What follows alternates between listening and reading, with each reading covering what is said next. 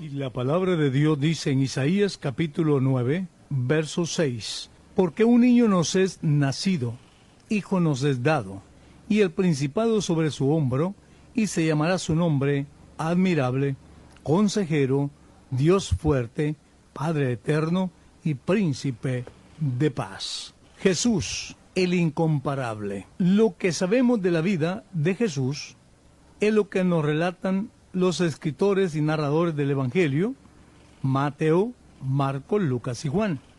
Pero es necesario tener en mente que la persona que vemos nacer, servir, sufrir y morir en las páginas del Evangelio es Dios manifestado en carne, el que es despreciado, bofeteado, escupido, crucificado, es el creador de todo.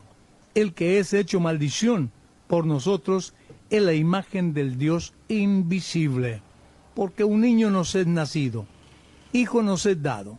Isaías está profetizando 712 años antes de que esto suceda.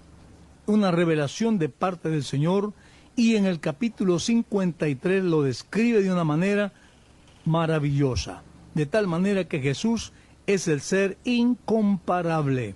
El mensaje del profeta Isaías, el profeta mesiánico, dice que Jesús es el incomparable, y a lo incomparable con nada se le puede comparar. El profeta habló así de su nacimiento y su introducción al mundo, porque un niño nos es nacido, hijo nos es dado, se llamará su nombre admirable, consejero, Dios fuerte, Padre eterno y príncipe de paz. ¿Qué es lo que produce admiración? ¿Qué es lo que a usted y yo admiramos en Jesús? Precisamente esa obra redentora que Él hizo, que ningún ser humano podía cumplirla. Hubo hombres en el Antiguo Testamento de buen testimonio, justos, perfectos, pero ninguno de ellos podía ser el redentor de la humanidad, porque todos habían nacido bajo la sombra del pecado. Tenemos a Noé, tenemos a Moisés, tenemos a Abraham, tenemos a David, tenemos tantos hombres maravillosos en la Biblia, pero ninguno de ellos podía ser nuestro Salvador, porque ellos tenían cuentas pendientes. El único era aquí, de la manera como Dios lo hizo, que Dios mismo se encarnó, Dios mismo se humanó, Dios mismo se creó este cuerpo humano en el cual vino a ser el Salvador de la humanidad.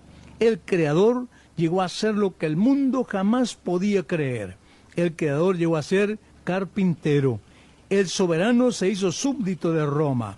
El juez de toda la tierra se hizo judío. El Dios creador de toda la humanidad, siendo el dueño de todo, no tuvo un lugar donde recostar la cabeza cuando Él nació. El autor de la vida dio su vida en rescate por muchos. Cuando nació en Belén, no hubo lugar en el mesón, y lo acostaron en un pesebre, pero aún un ángel anunció su nacimiento con estas palabras: traigo nuevas de gran gozo para el pueblo, que hoy os ha nacido en la ciudad de David un Salvador, que es Cristo el Señor. Lucas capítulo 2, verso 11. Como Señor es digno de adoración, es digno también de obediencia. Consideremos lo que Él es, incomparable en su humildad. Siendo en forma de Dios, no estimó el ser igual a Dios como cosa que aferrarse, sino que se despojó a sí mismo, tomando forma de siervo, hecho semejante a los hombres, y estando en la condición de hombre, se humilló a sí mismo, haciéndose obediente hasta la muerte y muerte de cruz. Dice el apóstol en Filipenses capítulo 2, 6 al 8. De tal manera que aún, viendo a Jesús con un cuerpo humano, era parte todavía de una teofanía de Dios, porque dice que era en forma, y la teofanía es precisamente una forma o una semejanza. De tal manera que el cuerpo de Jesús, a pesar de ser verdaderamente un cuerpo humano, era en forma de Dios a la vez. ¿Por qué razón? Porque en Él estaba toda la plenitud de la deidad, y por tanto, si lo buscamos como hombre, Él es verdaderamente hombre, y si lo buscamos como el verdadero Dios, lo es. Aquí nos señala que Jesús nunca anduvo amenazando con decir: yo soy Dios, no me toquen, como lo hacemos a veces los humanos, que con un poquito de autoridad que se nos dé, hacemos alarde de ella. Pero el Señor nunca anduvo amenazando con decir que Él era Dios. Y cuando lo dijo, todos se escandalizaron, todos tuvieron problemas. Capítulo 8 del libro de Juan, Jesús declaró ser antes que Abraham. Él era el Dios Todopoderoso. A veces cuando yo oigo predicadores, casi empiezan a discernir este gran mensaje. Pero a causa de que están comprometidos con la tradición, terminan siempre diciendo, pero aunque es un Dios, son tres personas. Miren nomás, eso significa realmente que no tienen directamente la visión clara. Solamente pueden ver con un ojo, pero necesita ver con los dos ojos y que su entendimiento esté abierto para entender esta gran obra. Jesús es incomparable en su gracia, porque ya conocéis la gracia de nuestro Señor Jesucristo, que por amor a vosotros se hizo pobre, siendo rico, para que vosotros fueseis enriquecidos por su pobreza. Dice el apóstol en 2 Corintios 8:9. Siendo que nosotros no podíamos ser lo que Él es, Dios vino a ser lo que nosotros éramos. Nosotros nunca podíamos llegar a Dios simplemente por causa del pecado. Pero Dios mismo sí, se cubrió de un cuerpo humano y de esa manera llegó hasta el lugar del cielo donde estábamos metidos en esa mundanalidad. Dios se cubrió ese cuerpo humano para poder entrar hasta donde estábamos los humanos, perdidos, sin esperanza y sin Dios. Él tomó esa responsabilidad para ser semejante a nosotros. Y luego ahora nos ha hecho semejantes a Él, sacándolos de ese lugar, dándonos la salvación. Amigo, no puedes pasar por alto tan grande gesto de amor y tan grande regalo de parte de Dios. Él no vino simplemente para exhibirse, ni vino para que le celebren Semanas Santas, ni para que lo exhiban allí en ciertos pasos en esa semana. Él vino para ser nuestro Salvador una sola vez y para siempre. Hermano, no puede pasar indiferente ante tan gran gesto de amor de parte de Dios. Jesús es incomparable en su amor. Como había amado a los suyos que estaban en el mundo, los amó hasta el fin. Dice Juan 13:1. Jesús nos amó y se entregó a sí mismo por nosotros, ofrenda y sacrificio a Dios con olor fragante, dice Efesios 5:2. El amor de Jesús fue un amor sincero y sin condiciones. No nos amó por lo que éramos, por lo que teníamos, sino por ver en la calamidad en que estábamos, que necesitábamos ser salvos, necesitábamos salir de condenación y no podíamos de ninguna otra manera. Dios mismo, por su amor, lo hizo para darnos este regalo. Qué lamentable que no sea bien correspondido nuestro Dios, simplemente por la indiferencia y el engaño de las gentes, que no quieren reconocer a Jesús como su Salvador. Andan buscando pañales tibios, por otro lado, en el sentido religioso, y quieren entretenerse solamente en una religión, pero no puede hacer nada por su vida esa religión. Quien murió en la cruz del Calvario para salvar a los hombres es Jesús, y ese es Dios humanado, el que llegó a hacer el semejante sacrificio para que tú y yo podamos ahora cantar victoria en su nombre.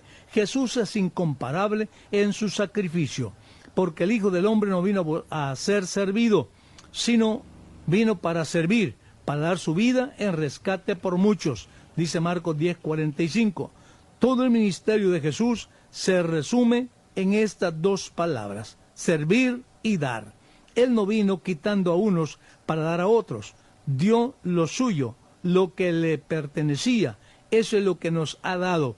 Por tanto, Él no pidió consejo, Él no pidió ayuda para ser nuestro Salvador. Él es el Dios autónomo, todopoderoso y que todo lo puede. Por tanto, Él es el único que puede cumplir con estas dos palabras, servir y dar.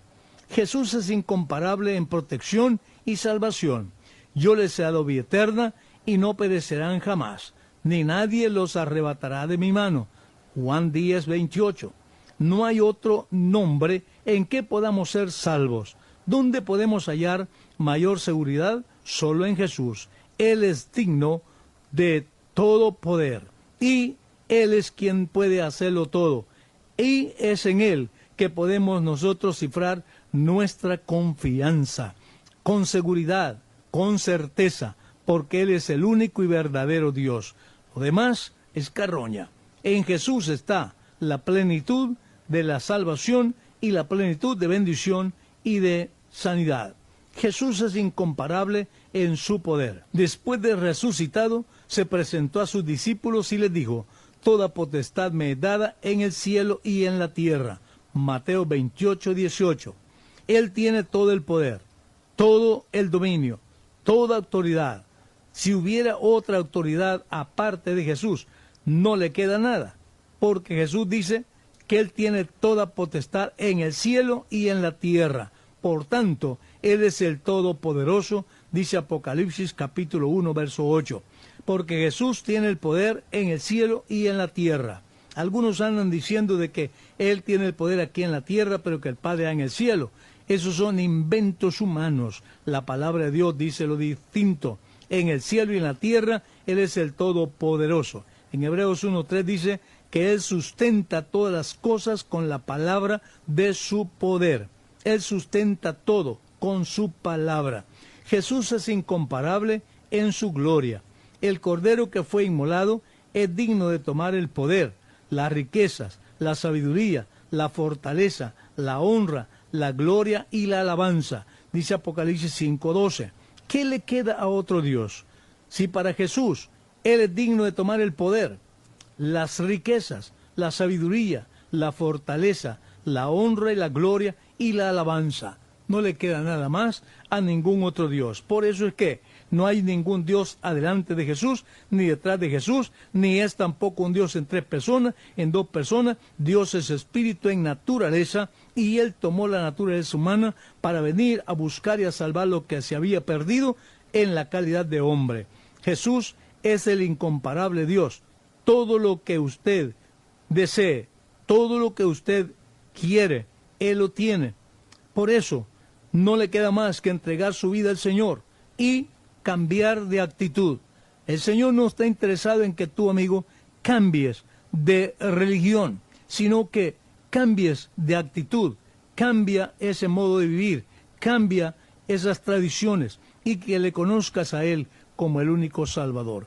En Jesús hay vida, en Jesús hay salvación, en Jesús está todo lo que nosotros necesitamos. Por tanto, Él es el Dios Todopoderoso que ha venido en carne. Ese Dios, que es espíritu, no tenía un cuerpo para darlo en sacrificio, y por eso lo creó en el vientre de María. No hace todavía ni 2000 años que eso sucedió, de tal manera que por eso decimos claramente que Jesús, en cuanto a lo humano, no es eterno. No hay un Hijo eterno en la palabra de Dios.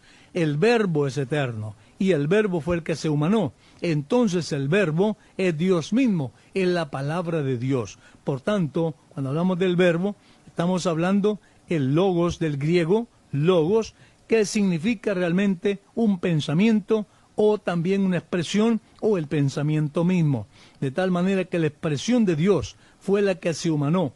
Esa palabra se encarnó, esa palabra se vistió de carne. Y ahí tenemos ahora a alguien que se le conoce como el Hijo de Dios, el que pagó el precio por la humanidad. Era Dios mismo, por tanto, no murió en calidad de Dios, sino en calidad de hombre, pero era el Cordero que Dios había creado. Era el sacrificio perfecto que Dios creó para la salvación de la humanidad. Gracias a Dios que tenemos la oportunidad de santificar su nombre, de invocar ese nombre poderoso. He visto a personas que son muy religiosas, pero cuando les hablamos del nombre de Jesús, parece que se enchinan un poco y como si los demonios se le movieran, que empieza a cambiar de actitud y empieza a rebelarse en contra de la misma palabra.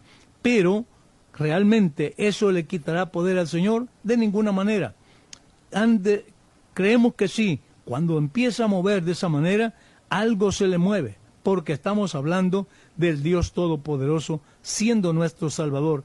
Y en el nombre de Jesús hay poder para reprender demonios, para echar fuera toda dolencia, toda enfermedad, pecados y todo, de tal manera que solo en Él encontramos esa salvación. Amigo oyente, necesitas tú cambiar de actitud, reconocer que en Jesús hay vida. Renuncia al pecado, a la mundanalidad, y ven, entrega tu vida al Señor Jesucristo, donde quiera que te encuentres. Si ya eres un religioso, asistes a alguna congregación, pero no te están predicando la verdad, entonces están hablándote de 3 dioses, de 2 dioses, de media docena de dioses. Todavía estás en el oscurantismo, en la doctrina traída de Roma. Necesitas creer lo que dice la palabra de Dios. Y la palabra de Dios nos presenta a un solo Dios, un solo nombre salvador, y ese es el nombre de Jesús. ¿Por qué el nombre de Jesús salva? Porque ese es el nombre de Dios.